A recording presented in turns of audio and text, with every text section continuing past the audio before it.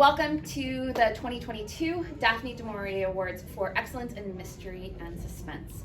I am Jen Graviel. I am the chair of the contest, and it is a really wonderful, wonderful contest to be a part of. And we are going to be taking names for volunteers later, so I hope that you all sign up. So, also, I want to make sure, something I forgot to mention is that everybody needs to stay to the end. This is not a Marvel movie, but there is, there is an announcement at the very end as to our overall winners. Overall winners are the folks that won overall highest point totals in the unpublished and the published division. So all of that happens at the end. So when I was putting together this presentation, I really wanted to involve as many people as I could. And I knew that there were some folks that were going to be able to be here, but there were a whole lot of us that were not going to be able to join. I think this year we have in the neighborhood of 46 finalists, and there's about 8 of us that have been able to come tonight. And so to have that many people not be here, their absence was going to be felt. So what I asked for is I asked each of the finalists to send in answer a question for me.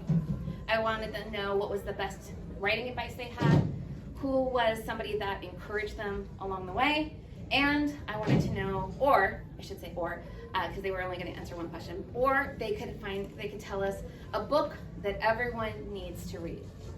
And not only are there some really fantastic book recommendations as part of this process, but all of the books that finaled in the Daphnes this year are really amazing.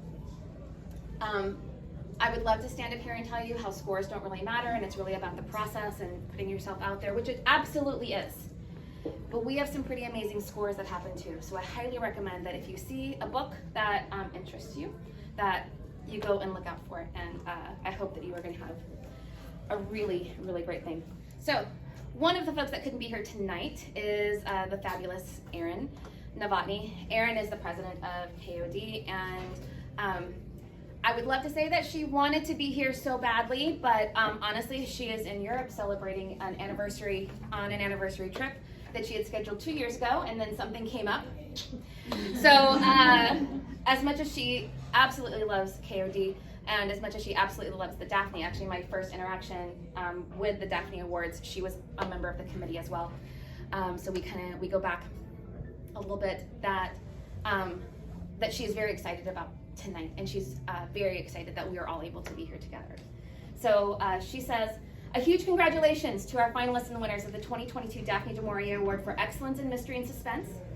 You had fierce competition, and she's not kidding about that, from the other participants, and should be extremely proud, as we are.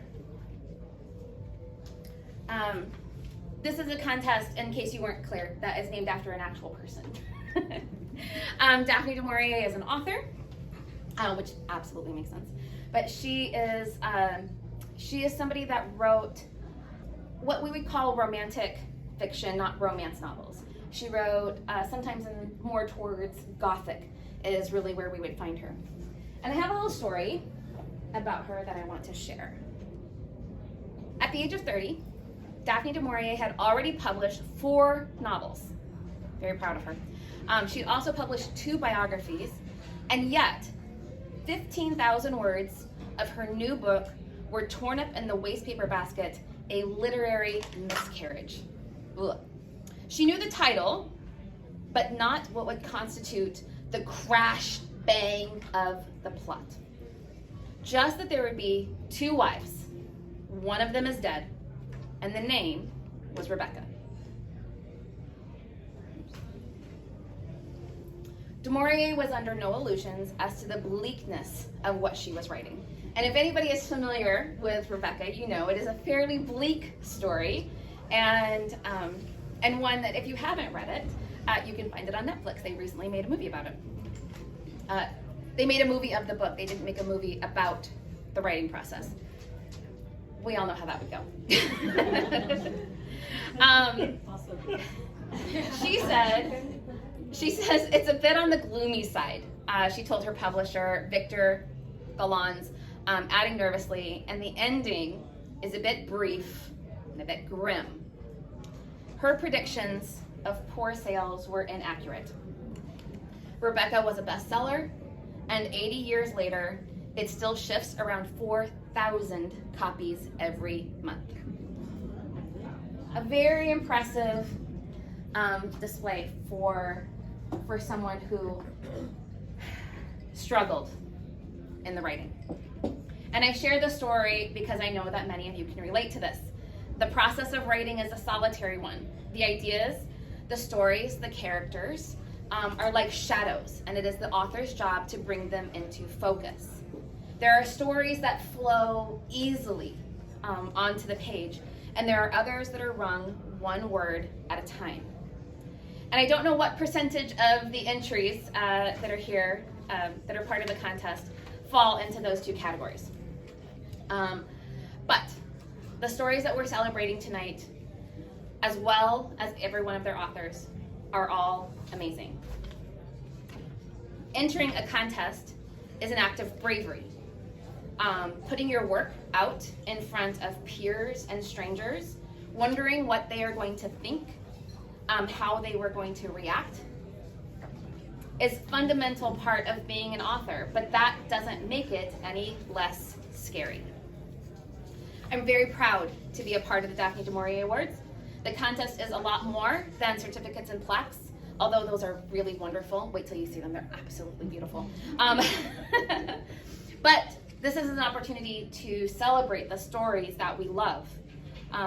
For 24 years, the Daphne du Maurier Awards have provided authors with meaningful feedback, encouraging support, and just a little bit of friendly competition. So tonight, we celebrate our finalists and our winners. They truly represent what is excellence in mystery and suspense. And I want to commend every single person that had the courage to enter. I also want to thank all of our amazing judges. We have hundreds of judges, and everybody reads. For the unpublished, they read 5,000 words. For the published, they read the entire book. They take that time and they volunteer very thoughtfully to be able to provide comments and to be able to provide scores and really make this competition what it is. So I want to thank every single one of them. I also want to thank the committee that worked with me, the coordinators that were working directly with the authors, our wonderful publicity person, Anna, and all the work that they did. And I want to give a big shout out to Doug Johnson. He is the man behind the website. As technical as I like to think that I am, that is something that is completely beyond me. And he's written the entire thing, and he is wonderful about answering questions and really kind of getting things done. And I also want to say thank you to our families, to my family who is currently sitting with a whole bunch of boxes in our space that will eventually be coming to your guys' houses. I want to thank the families that are understanding when we come through wearing a robe and muttering to ourselves. The families that understand that there are people that live in our heads and we have to tell their stories as well. So thank you for the support and the encouragement that you guys give and all the wonderful things that you do that make this job possible, that make this job, when it is enjoyable, that make it so much better. So we are going to start off with a bit of advice. So I want to thank Sammy Abrams. She is going to be our first one out of the gate here. So Sammy says, the best piece of advice I received when I started writing was to never stop writing and to never give up. Very good. From Danelle Line, give yourself permission to write a dirty draft. Romance novelists, I know where your heads went. That's not what she meant.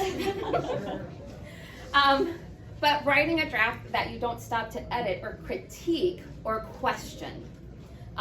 Just enjoy the power, the flow, and the magic of your craft and the gift that you are creating.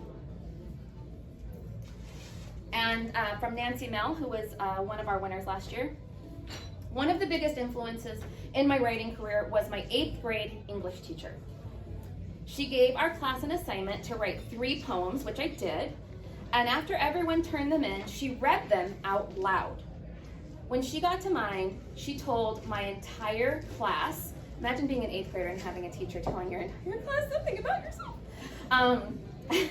When she got to mine, wait till you find out what that teacher said. When she got to mine, she told my entire class that she was certain she'd heard them before. And she accused me of plagiarism. I know. Nancy, we're all with you, I promise. Our hearts are in our throats. It wasn't until I was in my 40s that I realized they must have been pretty good. So she couldn't believe that I had written them. And it's one of the reasons that I decided to start writing. If she knew I was working on book number 50, she probably wouldn't believe it. So thank you, Mrs. Huss. Without knowing, you helped launch my career. And we have Rachel Grant, who's giving us a book recommendation. Everyone should read Romantic Suspense. I thought that was a fantastic recommendation. It's my favorite escape, and you can't go wrong with these authors. So these are her go-tos. Toni Anderson, who is not here tonight, but she's a finalist. Clearly, she has great taste. Melinda Lee, Pamela Clare, Laura Griffin. Oh, Pamela Clare, actually, I know for sure is a past winner of this award. Laura Griffin, Barbara Freethy, and Jane Ann Krantz. And I know I'm forgetting so many of my favorite authors. And Virginia Vaughn, I don't think Virginia's here tonight, but I know she's been a finalist in the past. Writing is a business, so this is her advice. Writing is a business, and as such, I can't always stop and wait for inspiration to strike. The best advice I ever received was to just put words on the page.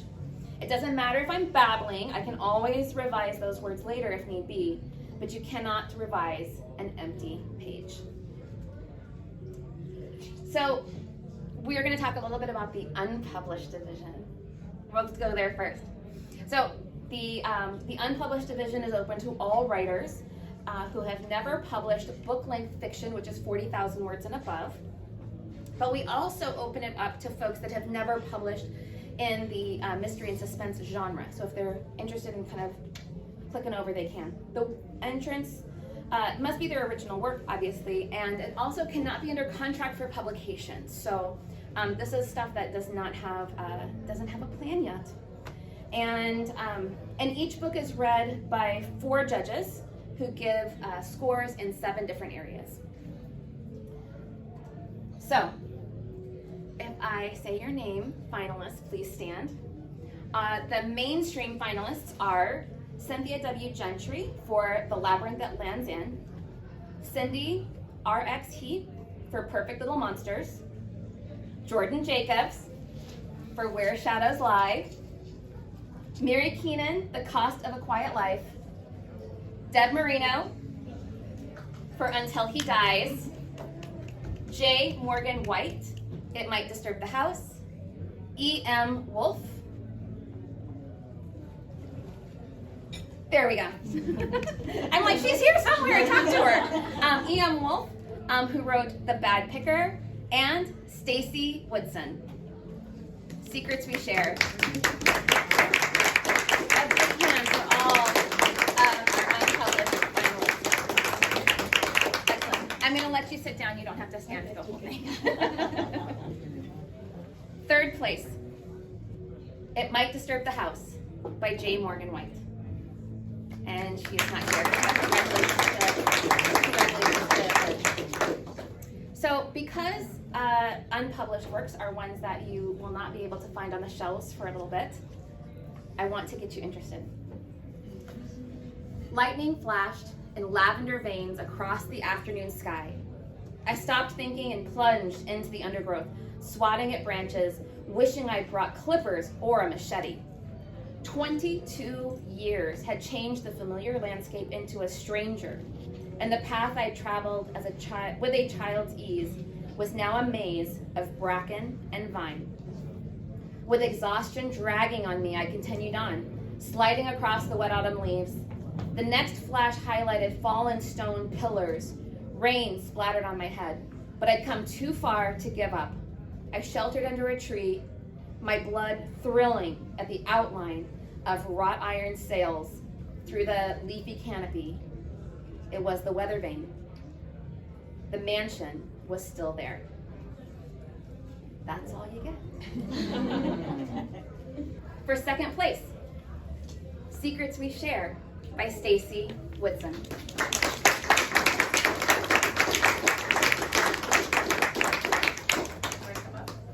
You can come up and you can say a few words if you like, and you are the first person who gets to have their finalist back. Congratulations. Thank you so much. I'm so excited for you. If you'd like to say a few words, we'd love to hear them. Oh, well, I just wanted to thank my husband and my parents who are, their unwavering support, and above all, my writing community, who, and my fellow finalist, Deb Marino, is part of our Royals Writers Group, and I wouldn't be here without them. So thank you. Oh, wonderful.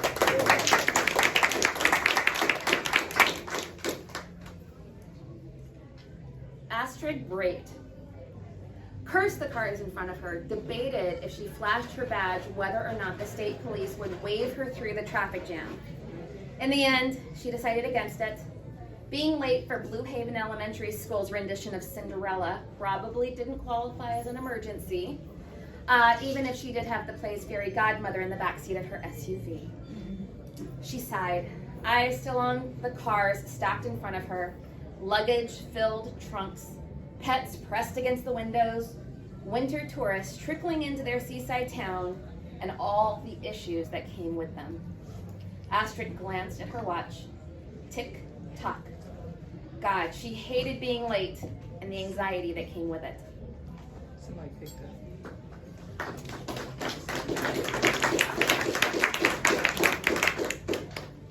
And our winner, Where Shadows Lie, by Jordan Jacobs.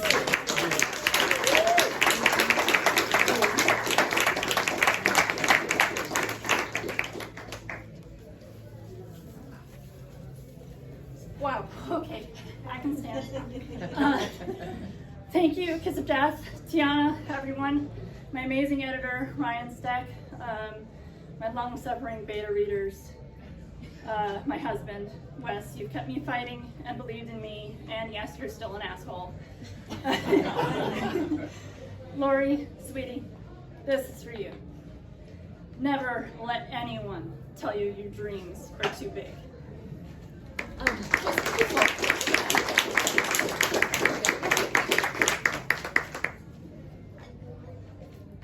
There you go. I don't think it matches your dress tonight. It's absolutely beautiful. Congratulations.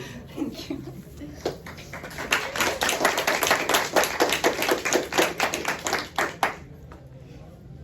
F-16 barracks roared over the crumbling city blocks as a daily reminder to those on the ground of how powerless they were.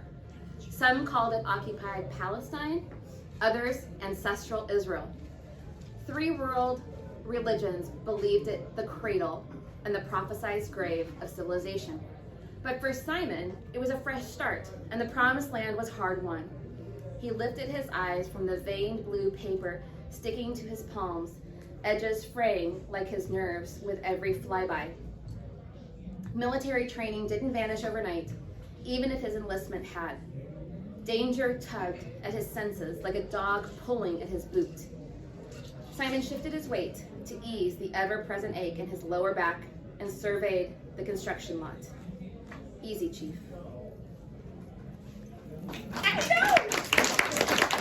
me tell you, the good thing about having this information on slides, even though you guys can't see the slides, is that I had a limited amount of space to work with, because I would be like, oh, I'm gonna keep reading. Oh, no, it's still good. No, it's still getting good. And then I've got like a whole page selected, and we'd be here all night, but it would be so fun. Okay.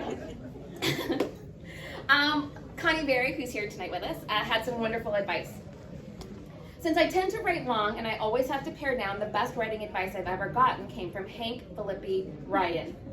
Once at a conference, someone asked how she revises her work, and she thought for a moment and said, I just take out everything that isn't the book.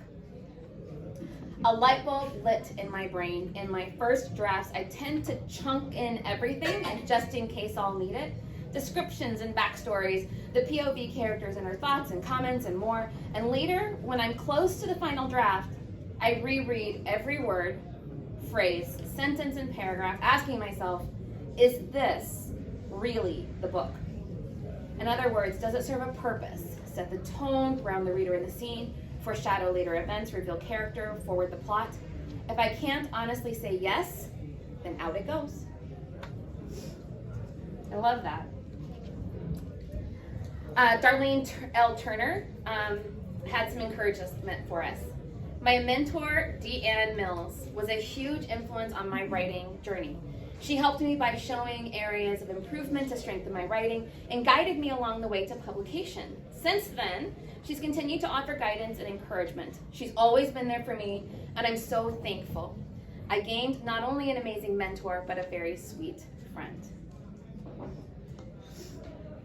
From CJ Barr, Rochelle Galincott was my person behind the writing career. She was a talented writer herself, a good friend who always challenged me.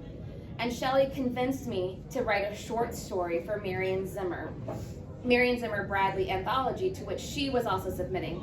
I took her advice and sold my very first story to the very first place I submitted. Everyone, we still love CJ. I chalked it up to beginner's luck, but Shelley kept on challenging me, so I started writing novels. I wasn't so lucky that time around because it took me years to sell again. However, I had an amazing friend to encourage and support me through my journey as an author. Elizabeth Goddard had a really wonderful story. My mother was a woman with a green thumb.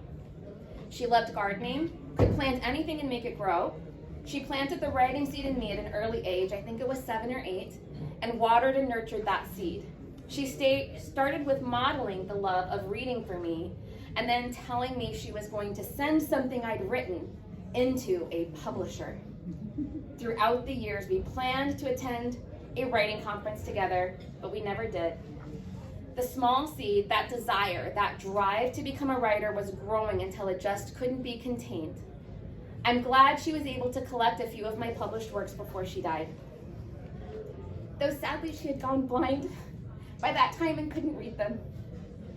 But I hope she looks down from heaven now to see the thriving writing career that the seed planted in me has become. And I told you guys I was gonna cry. Elizabeth, I'm sorry I messed that up. But that is just a beautiful story about the people that plant those seeds, and we don't know where they're going to go and how they are going to influence us as we grow and who we are going to become. And now she's a finalist here. Constance Gillum had some great advice for everyone. My writing career has been a series of ups and downs, more downs than ups, with long periods of drought. Does anybody relate to that one? Okay. But don't give up is the advice I would offer to new writers. Try different genres, go for every opportunity, but don't give up. Dime Shepard said, "The best piece of advice I've received wasn't so much advice as being taught to write a vomit draft. Not just a first draft, but a vomit draft." The reason I put those together, I knew I was going to need to laugh a little bit after Elizabeth's story. A vomit draft. I tend to be a perfectionist. Don't we all, right? We are obsessing over every comma and every word. But I tend to, and in my early life, it really hampered my efforts at writing. When I was at film school, my screenwriting teacher was adamant about writing a vomit draft first. It's the step where you just spew everything out directly from your head. I'm sure the restaurant loves me saying this word over and over again. I hope nobody else can hear us. You spew everything out of your head unfiltered, and it's meant to be terrible. That is the purpose it serves. Even calling it a vomit draft seemed to really take the pressure off of me. It meant I was allowed to write something that is totally unsightly. It was utterly freeing, and I still enjoy the freedom and permission that this concept gives me today. Now, the first category we did was the mainstream. Now, mainstream does not require a romantic storyline, but in the romantic suspense category, we require romance to be a part of the story. This is a bigger challenge, I think, than a lot of people give credit for, because when we are talking about a mystery and suspense novel, there is a tremendous amount of suspense and work that goes into creating those elements. And then we have a romance that we have to build, and we have to make it believable. There's a lot of people that think that writing romance is easy. There's so many out there. It's so easy to do. But romance is very difficult because there's so many people that know what that's like, that feeling of falling in love. And to convey that in a way that is convincing that these two people are interested in each other and feel that pull, it is a talent and it is a skill and it is difficult to do that in a believable way. So I appreciate all of your guys' efforts for everything that you do. So our romantic suspense finalists are Lizzie Lusterman, the nefarious Nora Neiman, Mandy McGuire, The Price of Revenge, Jennifer Perkins, Hunted,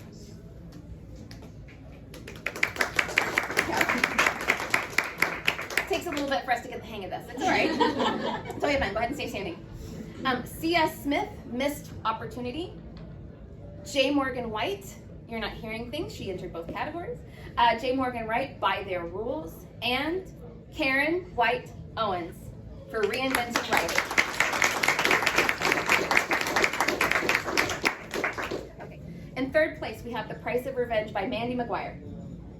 Victoria Moss sat inside the cafe in downtown Seattle. The gray skies and pounding rain reflected her mood.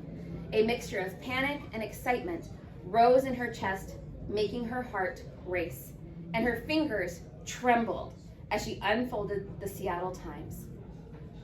The length of her red hair fell forward as her elbows rested on the table in her breakfast spot, the French croissant. The news she had waited for her entire life hadn't made it above the fold.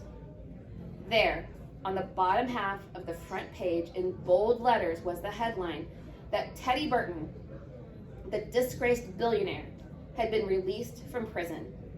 Mystery still surrounded his 20-year-old conviction for bribery, election tampering, and manslaughter. In second place, we have Reinventing Riley by Karen White Owens.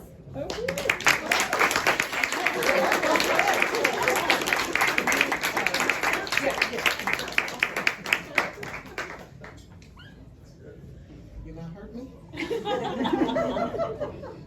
Ma'am, I would hug you.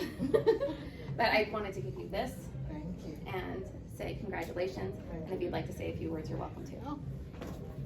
Wow. I wrote a little speech here.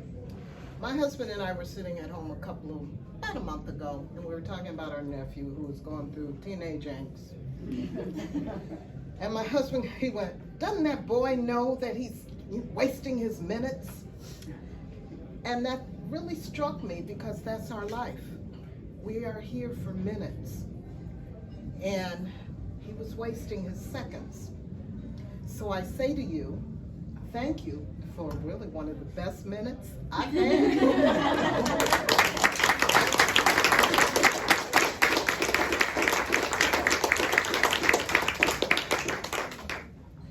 Controlled chaos. That's what greeted Riley when she peeked between the tangled web of cables and network wires. This much activity on an April morning was typical and also reminded her of the time she had spent in rehab after the accident. Smiling, Riley returned to the work before her, completely comfortable and happily knee-deep in the pandemonium while listening to Drake's Nothing Was the Same CD from her iPhone playlist. One earbud stuffed in Riley's right ear, the left stayed in the pocket of her Dockers. Yes, indeed, she thought, controlled chaos. That's what defined the Detroit Police Department's cyber unit. Controlled chaos. No. I'm telling you, when these books come out. And our winner in the romantic suspense category is Missed Opportunity by C.S. Smith.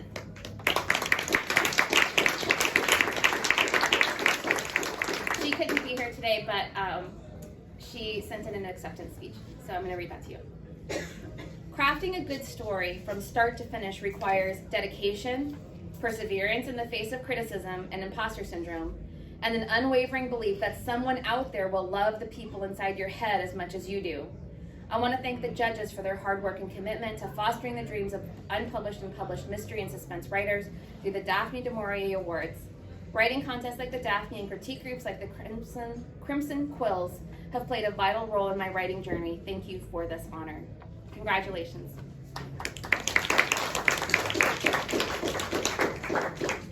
Natalie Williams placed the chrysanthemums in the plastic cone next to her father's headstone. Their deep orange centers and bright yellow petals brought the autumnal splash of color to the endless formations of white marble on a blanket of neatly trimmed grass. I brought you flowers, Dad. Thought I'd liven up the place. She settled onto the grass and ran the pads of her fingers over the etchings. Benjamin Williams, Lieutenant Colonel, USAF. Mom's thinking about moving to Florida, can you believe it? She wants to paint blue water and palm trees. Her gaze drifted to the headstone to her right and the flowers she placed at her brother's grave. I never thought she'd leave you and Reese. A gentle breeze brushed strands from her loose ponytail across her lips. She tucked them behind her ear. It was hard to believe her brother had been dead for over 12 years. If Reese's plane hadn't gone down in Iraq, her dad wouldn't have retired from the Air Force to start Williams Advanced Avionics. I know. That's a good one. So, we have some advice from Cynthia Gentry. I have a Post-it note stuck to my computer monitor with the famous Jodi Picoult quote. You might not write well every day, but you can always edit a bad page, and you can't edit a blank page. Having that note in front of me reminds me daily to not strive for perfection in the first draft. When I finally internalized that message after a long period of writer's block, I finally started writing again. I know there's a lot of folks that have really struggled with writing the last few years, especially, and the stories of people being able to get it back have really been inspiring and wonderful. From Deb Marino, she says, my advice is, don't take everyone's advice. Over time, try new methods, but eventually you'll find what works for you. Kate Dane had a story about an encouragement that she received. Have you ever met someone who knew you could do it when you weren't sure and made you believe that you could succeed? For me, Lauren Oberwedger is that person. From the moment I took my first class from her, she encouraged me. She also convinced me to tear a book apart and rebuild it. I know, that gives me... If my book makes you care, it's because Lauren showed me how to make characters real and dig deep into their hearts. She's an insightful editor, a writing teacher, and a supportive friend. When I write a great line, spin a great scene into an unexpected direction, or sit at the keyboard and have fun telling stories, the work is better for her help. A million and more thanks to Lauren. Juanita Humphrey would like to thank the Bunker Hill Creative Conferences held by Sarah Holm, because they provided me with the opportunity to realize that my book could actually be published. And Toni Anderson, who is a wonderful writer and was not able to be here tonight. The best advice that she can share comes from Anne Rice. If you want to be a writer, write. Write and write and write. And if you stop, start again. Save everything that you write. If you feel blocked, write through it until you feel your creative juices flowing again. Write. I don't know if you caught that, but write. Writing is what makes a writer. Nothing more and nothing less. Let's talk about the published division, shall we? So the Daphne du Maurier Award for Excellence in Mystery and Suspense published division is open to book-length fiction of 40,000 words or more. It's published, that was published in the calendar year of 2022. There are 6 categories in the published division, and it was a very competitive division this year with very few point separations between the various finalists.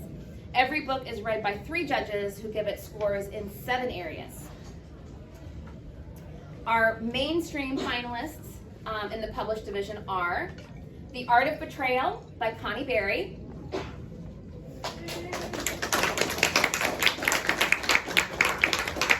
Gunny Sack Hell by Nancy Brashear, Undercover of Night by Constance Gillum, The Barrister and the Letter of Mark by Todd M. Johnson, and Pint of No Return by Dana Mintic. Congratulations, finalists. In third place, we have The Art of Betrayal by Connie Berry.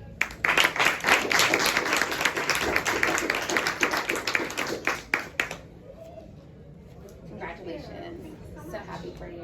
If you'd like to say a few words. Yeah, I just want to thank the KOD chapter for the opportunity. I want to thank all the normal people, my publisher, my agent, my editor, my husband.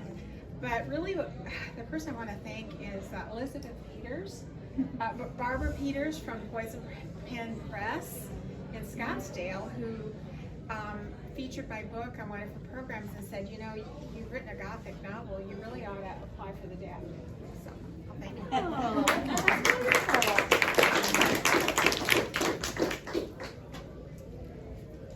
In second place, we have a tie. Nancy Brashear's Gunny Sack Hell and Pint of No Return by Dana Minton.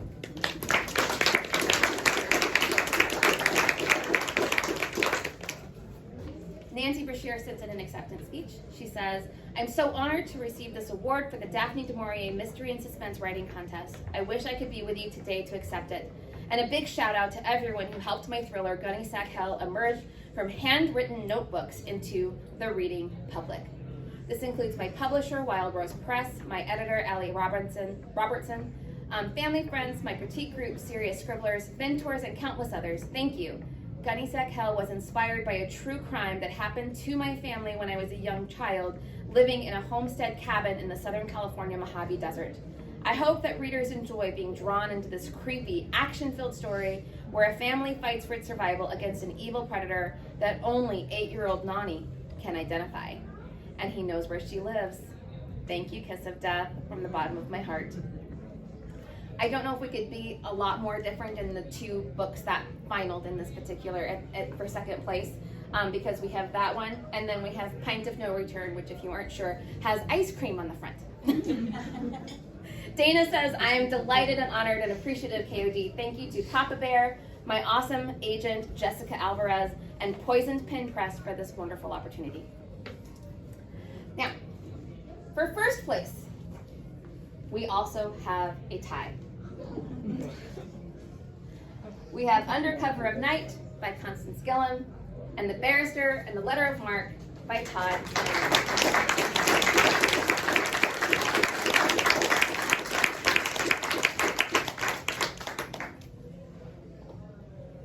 I want to point out that as the winners come up, they actually get to see how pretty the slide would have been on here. Congratulations to you. You are. Thank you. Well, you'll be pleased that I set aside my Academy Award list of things for people to thank. No, I just want to say, I was thinking about what it is, what we need to become writers, the things that we need to drive us forward in a profession, in a job which has a lot of insecurity and a lot of just a lot of struggles. And the big thing for me is encouragement. And I've got to say, my primary encouragement comes from my wife, who not only reads every one of my books at least 5 times, because I either read them to her or ask her to read them herself. But also it comes from moments like this, and typically from other writers who may have encouraging words. And so I want to thank everybody here, and especially thank the judges and everybody involved for an act of encouragement that'll keep me going for a long time. Thank you very much.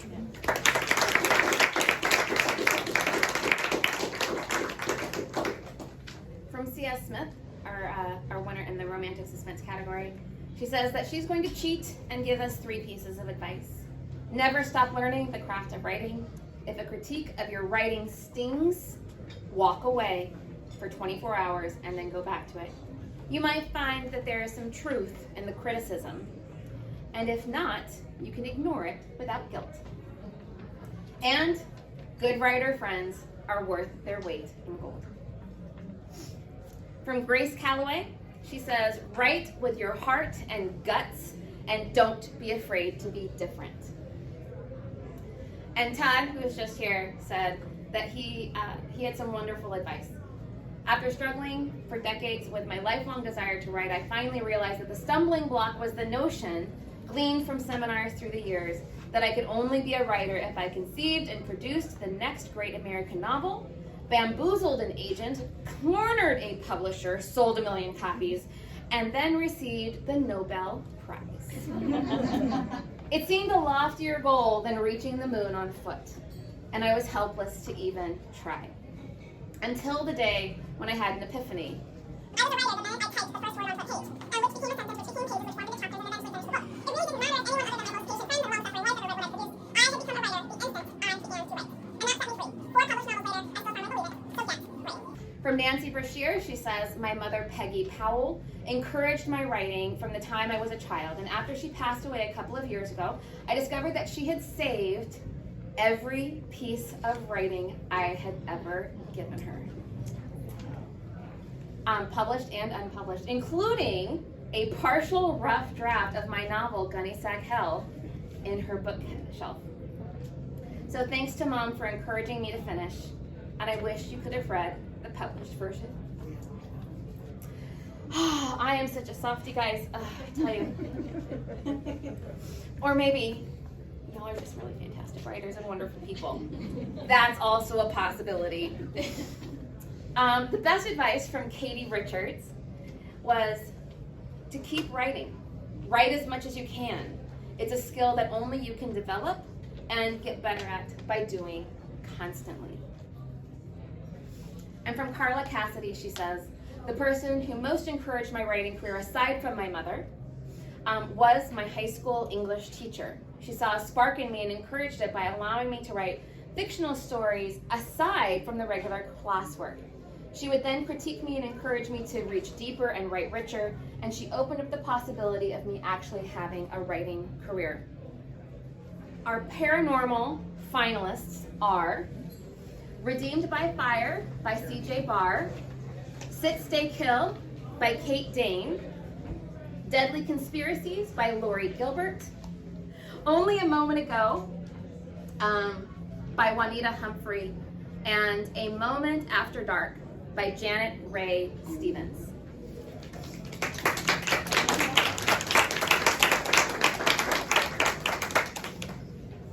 And our third place in the paranormal published division is Janet Ray Stevens, A Moment After Dark.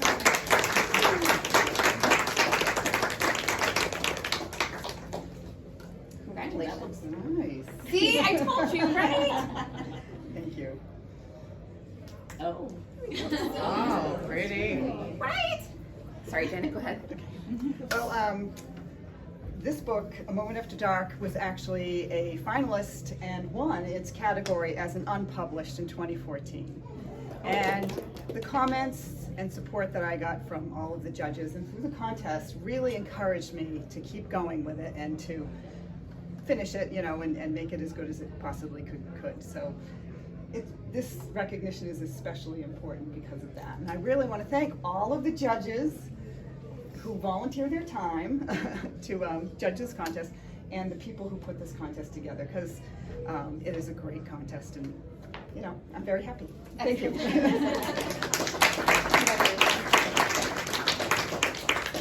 That's one of the things I do love about this contest, and one of the reasons that we keep the unpublished contest together. It's a lot easier to get, with self-publishing, it's a lot easier to be a published author in a lot of ways, but as someone, if you are looking for encouragement, this is a great place to get it. In second place, in the paranormal division, we have Redeemed by Fire by C.J. Barr. Congratulations to C.J. And our winner is Deadly Conspiracies by Laurie Gilbert. Laurie says, it is an enormous honor that I will always treasure. I want to thank the judges for reading my entry and the KOD contest committee for all their hard work in administering this contest. This book was my problem child, filling me with self-doubt and second-guessing myself throughout the entire writing journey.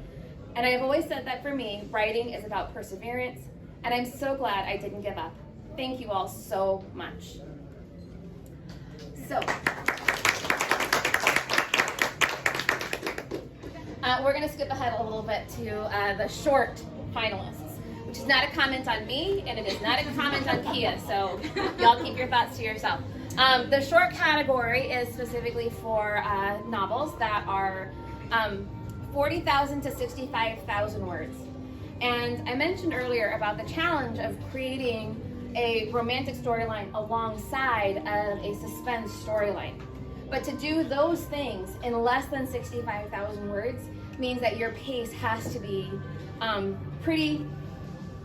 you have to get it moving, right? There's not a lot of pausing. You have to create a lot of story in a very short period of time. So my absolute admiration to the folks that can write very short and create really fantastic stories alongside of it. So our finalists in the short category are Buried Cold Case Secrets by Sammy A. Abrams, Vision of Justice by Charlie James, An Ear to the Ground by D.D. Line, Pursuit of the Truth by Katie Richards,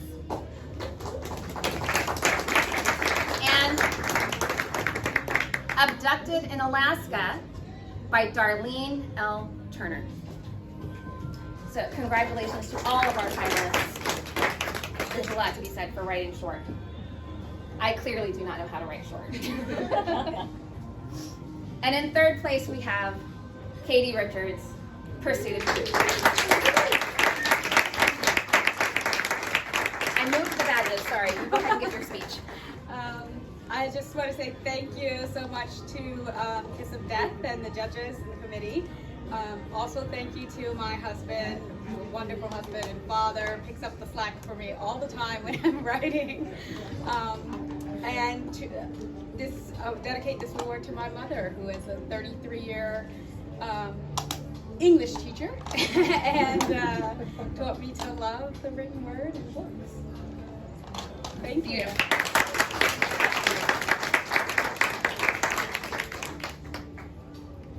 Congratulations Thank to you. you. Here's your Thank badge. you. You're very welcome. In second place, we have Vision of Justice by Charlie James.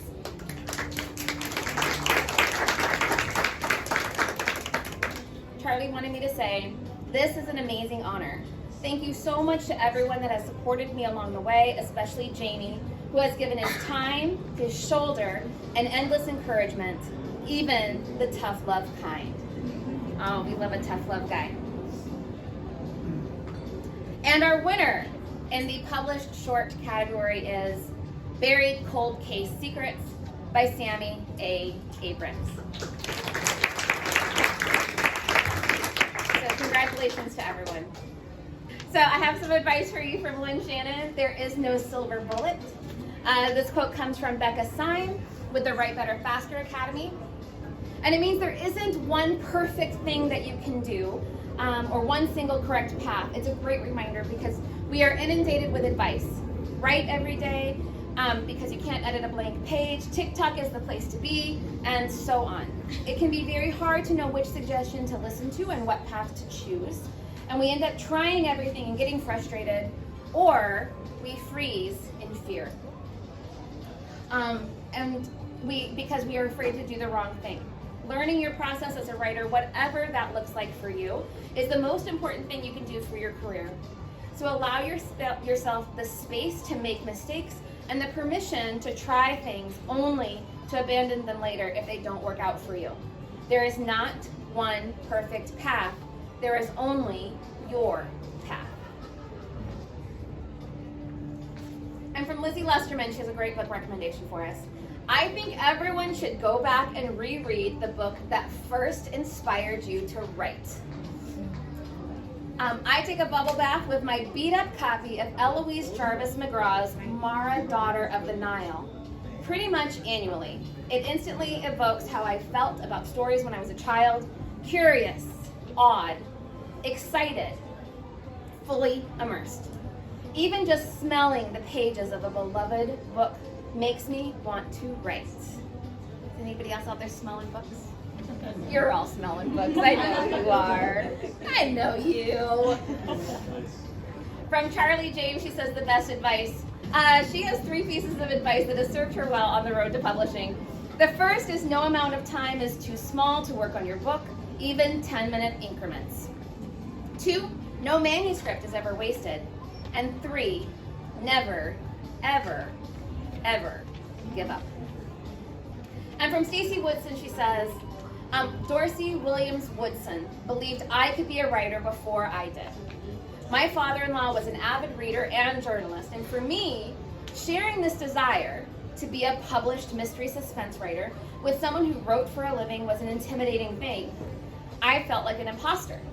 But he didn't seem to think anything of it. During one of his visits, he asked what kind of stories I wanted to write, and I shared with him my goals. I was in my early 40s at the time, and when he left, he sent an article about female authors in their 40s with successful debut novels. If anyone hasn't had one yet, you got plenty of time, is what I'm saying. He sent thrillers and mysteries with letters highlighting what he thought worked in these stories and what didn't. He had confidence in me before I had confidence in myself. And I wish he were alive today to see how far I've come. You guys are killing me. Here, that is so beautiful, Stacey. Thank you for sharing that story. And I do think he'd be proud. So, we are going to talk about our published historical finalists now. First, we have My Lord Protector by Cheryl Bowen. We have Pippa and the Prince of Secrets by Grace Calloway. And also Olivia and the Masked Duke, also by Grace Calloway. Then we have Dead Duke's Tale No Tales by Catherine Stein.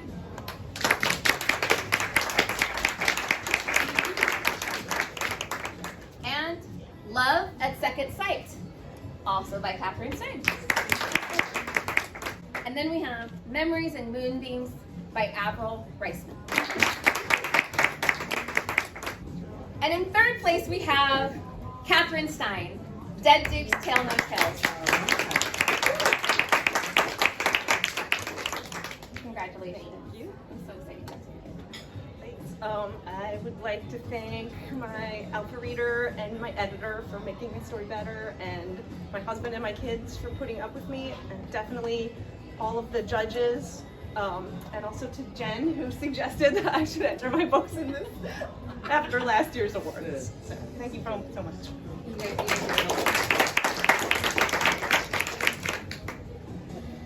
In second place, we have Grace Calloway, Pippa and the Prince of Secrets. Congratulations to Grace. And Grace sent in an acceptance speech, but I'm not going to read it because she is also our first place winner. Her book, Olivia and the Masked Duke, came in first. So now I will read her acceptance speech, which says, I wanted to share my heartfelt appreciation to Kiss of Death for running this amazing contest. When I received the call that 2 of my books had finaled this year, I think I gracefully responded, no way. Because it was such an unexpected and delightful surprise. I'm truly humbled to be included with my fellow talented finalists. And special thanks to my family for supporting my dreams, and to my writing buddies who have kept the creative flame alive with our backyard writing dates. Backyard writing date? Sounds lovely. So, our own Jordan Jacobs would like to share a story of encouragement. My found sister Hannah is probably the one most in the trenches with me, both in life and in the books. She is my real-time beta reader, my sanity checker, and my inspiration. Every time I think of throwing it away, she's up there with her encouragement and her metaphorical baseball bat of motivation. It's been an honor watching her grow into the woman she's become, and I'm so, so proud of her. At this point, I could honestly call her a co-author, as she's worked just as hard on this book as I have, prodding me to keep going and helping me to untangle the knots in my brain. Well, that's wonderful. I love you, sis. Hope Anika has a wonderful recommendation for everyone. It is The Boy, the Mole, the Fox, and the Horse by Charlie Maxey. It's filled with a simple and beautiful eloquence that is both timeless and ageless. I love those books that just have beautiful writing. I wonder if anybody can recommend one. From Dana R. Lynn, she says, the best writing advice I ever got was from Becca Syme in her Write Better Faster class. If you guys are not familiar with Becca Syme, highly recommend following her either in one of the social media environments or joining her group. She says, question the premise. When someone says, you know what you should do, right? And then they tell you to do something that worked for them, well, that's really lovely. You need to figure out what your own writing process is and use it as a guide to guide your expectations and how you work. This advice was so affirming, it helped me let go of a lot of the guilt. And when I realized I couldn't write the same as some of my author friends, for example, I don't write linearly. I've tried it and it's painful for me. I understand your pain, Dana. Understanding my own process allowed me to let go of these unreasonable expectations and focus on writing the way that brought me joy. And from Mary Keenan, over the last year, I've enjoyed writing more than ever by reminding myself of 3 important things. Even when you are writing what you love, write with your readers' needs in mind. A first draft is by definition imperfect. Keep going and fix the problems when you revise. And sometimes what feels like writer's block is really your subconscious pointing out that you took a wrong turn. Retrace your steps to find where and try a fresh path. And some lovely advice from J. Morgan White, who says, if I have to share one piece of advice, it's to finish whatever you start. Get that first draft done, even if it's awful, but something that has a beginning and an end. I was lucky enough to adopt this early on, and I cling to it. Set goals to do whatever it takes to complete them, because it doesn't have to be good, it just has to be done for now. So next in our spiritual category are works that have any religious or spiritual beliefs that form a significant portion of the story. And our finalists in this category are Deadly Target by Elizabeth Goddard, Amish Country Threats by Dana R. Lynn, Deadfall. Sorry, I know I keep rushing, I'm sorry. Deadfall by Nancy Mell. Then we have Calculated Risk by Lynn Shannon, and Ranger Honor also by Lynn Shannon. And then finally we have Texas Target Standoff by Virginia Vaughn. And our third place winner is Ranger Honor by Lynn Shannon. Congratulations, Lynn. In second place, we have Calculated Risk, also by Lynn Shannon. So huge congratulations to Lynn this year on placing 2 different books. And then finally, in first place, we have Dana R. Lynn, Amish Country Threats. Congratulations to Dana. Dana asked me to say, thank you so much for this award. I'm thrilled, honored, and truly humbled. Thanks to my family, my friends, both non-writers and writers, my fabulous agent, Tamala Hancock Murray, and my editor, Tina James, with special thanks to God for blessing me with this career. Congratulations to Dana.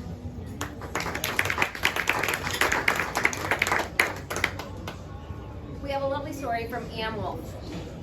The poet and playwright Greg Barrios taught me to be curious about the unexplored corners and characters of history and to trust my instincts. Before he passed away last year at age 80, he was still creating provocative stories that challenged mainstream narratives and put them out into the world.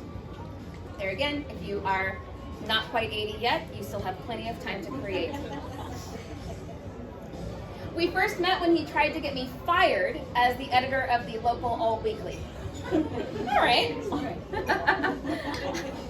because his name had been misspelled on the calendar. I love that commitment.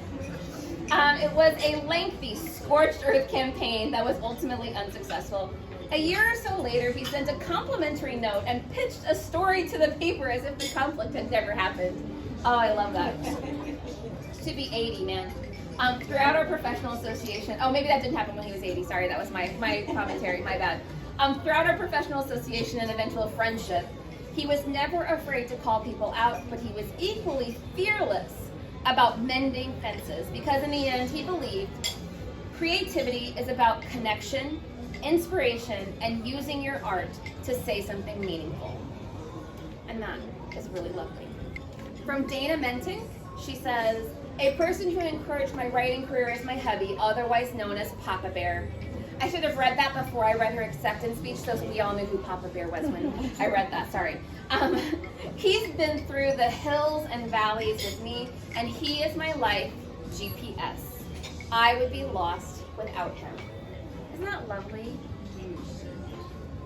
This is from Janet Ray Stevens, and she had a lovely story to tell and sent an extra photo to be used alongside of it, but that's okay. You know, that's fine. Long ago, I took a writing class, Start That Novel Now, exclamation point, now, exclamation point, with author and teacher Glenda Baker.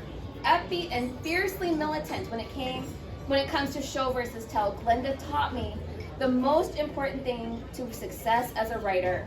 Persistence is key. She even gave each of us in the class a homemade key magnet with the word persistence on it, and it became my motto, and it hangs in my office today. With Glenda's encouragement, I started that novel and finished it too, and went on to finish a dozen more. Right? One of which is a Daphne finalist today, and it is dedicated to Glenda. We have a book recommendation from Maurier Gilbert. She says that one of the first books that inspired her to write, inspired me, was a cross-genre masterpiece called Watchers by Dean Koontz. Has anybody heard of him, Dean Koontz? I wish him luck in his career. I wish him luck. Keep hanging there, Dean. So romance, horror, paranormal, sci-fi, mystery. It had it all. I feel like I'm Stefan, right? I kept rereading it to see what hooked me and what could make me shed tears of joy for a vicious monster. I kept getting swept up in the story and I couldn't figure it out until he took a length of butcher paper and diagrammed the entire book, separating and color coding scenes by the POV characters, and I learned so much more than I could have hoped or expected. And studying what moved me was an invaluable lesson. Wonderful advice. And also to anybody who says that you cannot write cross-genre or, stay in your lane, clearly not required. From Avril Reisman, she says that she is a workshop junkie and proud of it. She started writing novels. I assumed that because I was a journalist, I knew everything there was to know. Anybody else start off with writing thinking, oh, it's so easy, you just sit down and write. Yeah, wrong. I knew nothing. Yes, I could put two words together and string them into sentences that made sense, but novel writing is a different animal. Never think that you know all there is to know about writing a book, even if you've authored many. There is always something to improve upon. There are plenty of workshops out there to learn from. Spend the money and invest in yourself and your career, especially in the subject areas where you feel less comfortable. Excellent advice. We were talking earlier today with one of the authors who isn't writing enough intimacy into her books and how to get that process. There is always so much more to learn. Wonderful advice from Jennifer Perkins. Don't give up. I think there's a theme here in some of this advice. I think authors have a little bit of a trouble sometimes with giving up and that feeling that you get that you want to. But Jennifer says don't give up and always listen to someone named Jennifer. There's always going to be something standing in your way to try and divert you from your writing, but only you can persevere. That's lovely. Let's talk about long. Our long finalists, a long story is one that is 65,000 words and above. It generally has a lot more complicated elements that are happening in the story with lots of sub-stories, subplots, and multiple characters, and it's really a juggling act. So these authors are doing it extremely well. So we have Cold as Ice by Toni Anderson, Hallowed Ground by Hope Anika. Thank you. The Last Cowboy Standing by Carla Cassidy. Broken Falcon by Rachel Grant. And Crime Writer by Dime Shepherd. Dime could not be with us tonight. I think she might be the person farthest away from this event tonight. She is based in Australia, and the Daphnes are an international competition. I don't know if everybody knows that, but we do get entries from all over the world. We have an author that is from France. Last year we had a winner from Italy. It's really lovely. So third place is Rachel Grant with Broken Falcon. Rachel says, the idea that a book with an online sex worker heroine could place in the Daphnes feels like an utter impossibility, but then I didn't even think it would final, and I love this book, and these characters with all of my heart. Thank you to the judges who appreciated Eden and Chase's journey to HEA, and thank you, Toni Anderson, for your indefatigable support and fantastic critiquing. That is lovely. Toni sounds like a wonderful person. She has come up a couple of times tonight in terms of people being able to recommend her books, and she had some lovely advice that she's sharing. And now we celebrate her because she is our second place winner in this category for Cold as Ice.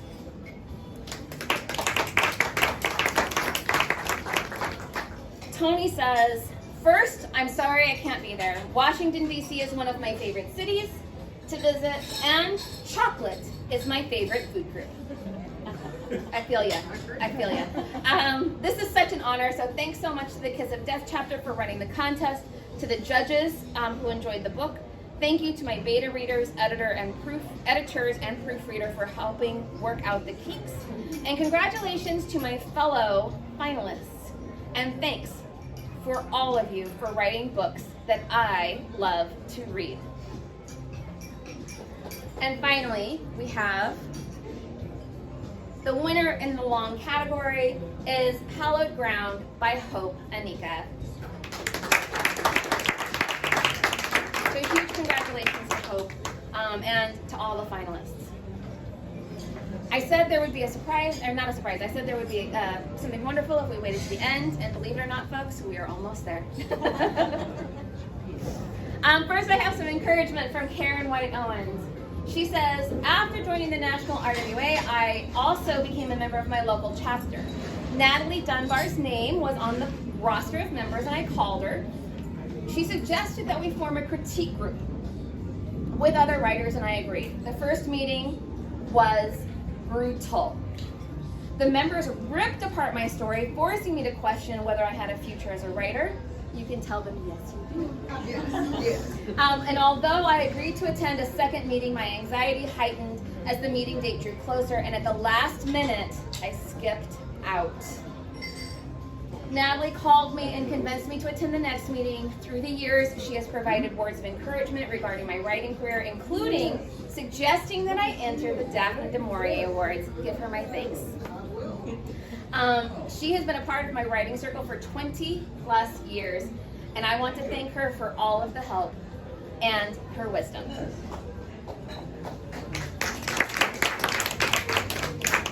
And some advice from Catherine Stein. My favorite piece of writing advice is that everyone's process is different. If what you're doing is resulting in completed projects, you are good to go. And if not, try something new. Because you are going to be different than the person sitting next to you, and from the person sitting next to them, and from the person sitting next to them. Which is really lovely advice. Cheryl Boland would like you to know that the best writing advice that she got was to not spend too much time on promotion, because the best promotion is the next book, so just keep writing. And Cindy Gillis says, I am 42 and this is my first novel, and we are never too old to start writing. From Mandy McGuire, she says, a co-worker encouraged me to attend my first RWA conference when I had not even finished the first draft of my first book, but I felt completely inadequate, but still attended. And I believe that it changed the course of my writing. I attended the conference, workshops, and events, so jump in and enjoy the ride. Oh, that is fantastic. There was lots of great stuff and wonderful stories. So I want to thank all of the finalists for contributing and for being a part of this. I want to let everybody know that the contest is going to open for entries in January of 2023. I truly hope that you submit your work, that you are looking forward to being to getting the feedback and to participating, and I especially hope that you will sign up to judge. Please share the collective wisdom with everyone that we have here. So, our last bit to cover are the overall winners. The overall winners are the ones that scored the highest in their division, and there are winners for both the unpublished and the published categories or divisions. So, the overall unpublished winner is Where Shadows Lie by Jordan Jacobs.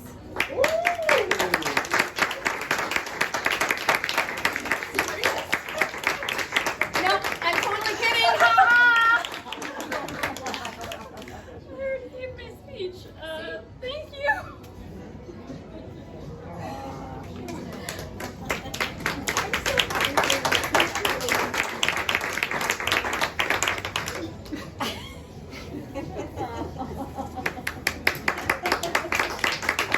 See?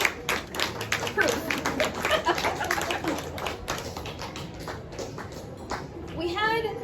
I have to say that there was an interesting development, something that doesn't usually come up. And that is, when it came to the overall winner in the published division, there was a tie. And when I tell you that there was a tie, it wasn't simply an easy sort of a thing to deal with. And a lot of times, like I said before, we don't talk a whole lot about scores and what the exact numbers are. And I'm going to stand by that. I'm not going to talk about some really specific numbers. However, these are folks that scored extremely well. And these are stories that I truly hope you will take into your hearts. Our 3 overall winners in the published division are Hallowed Ground by Hope Anika. Big props. Under Cover of Night by Constance Gillum.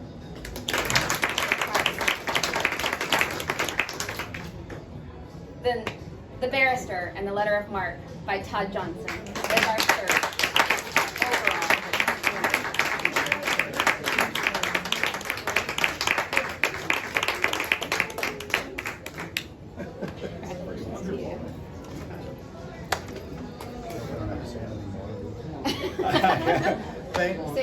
I'll just say thank you very much. It's a great cover up here too. Everybody can see it. This is phenomenal. As I said, this is a wonderful encouragement for a long time, and kind of a learning experience too. And I'm also getting a lot of names of obviously creative people. Looking forward to reading a lot more books too in the future. So thank you.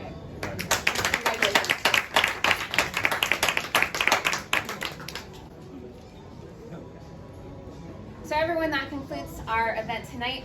I want to thank you everyone for being here, and thank you for being a part of this. This contest means a lot to me, and I'm thrilled to be able to. I'm really thrilled to be able to celebrate with the folks that are here, with the folks that will later watch the live stream, and the folks who just go on social media in the morning and find out that they are winners in the Daphne the Maurier Awards. So thank you to everyone for everything, and thank you so much to the team for planning this lovely party for us.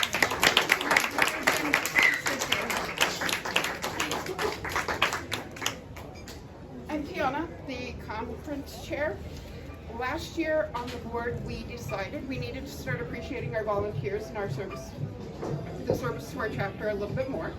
And we had two people that kept coming up for the 2021 Chapter Service Award. The first is Jen Grayvale, and the other is Jackie Renee. And this small token for appreciation that those of you can appreciate a little harder.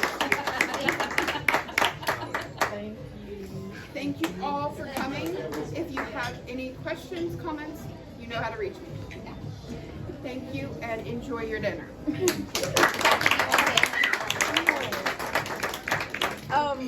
Kiss of Death is the first chapter I joined after I joined RWA. So even though I am no longer serving on the Daphne Awards, this is always home for me, so I will always help out this chapter. So,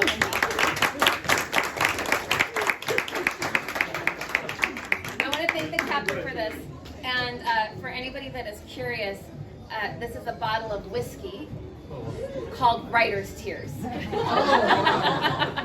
So thank you guys so much for this, and thank you to everyone that has made this a really, really fantastic contest and a really fantastic experience. So.